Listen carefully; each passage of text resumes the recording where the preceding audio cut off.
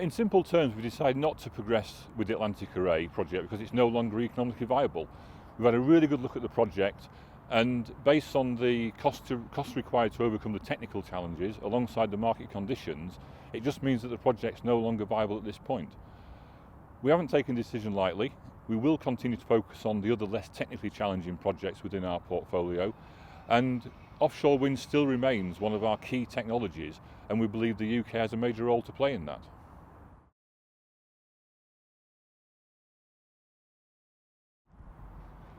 We're definitely not stopping our development on Atlantic Array because of the objectors.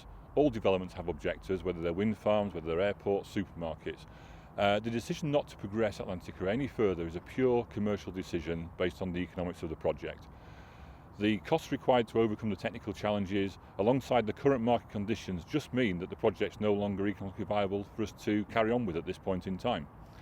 It's also really important to note that renewable energy continues to be supported by the vast majority of the UK public. And on that note, we see renewable energy and offshore wind in particular playing a key part in the future energy mix in the UK. We know that many people will be very disappointed with our decision, and we're very grateful to those people and others and appreciate the support they've given us thus far in our development activities on the project. However, what we know now, after our intense development activity over the last couple of years, is very different to what we knew when we started the whole process. And the harsh commercial reality is that the Atlantic Array project is no longer an economically viable project to progress at this time. This is mainly due to the costs required to overcome the technical challenges, but also the current market conditions that we're operating in. This definitely does not mean that RWE are pulling out of offshore wind in the UK.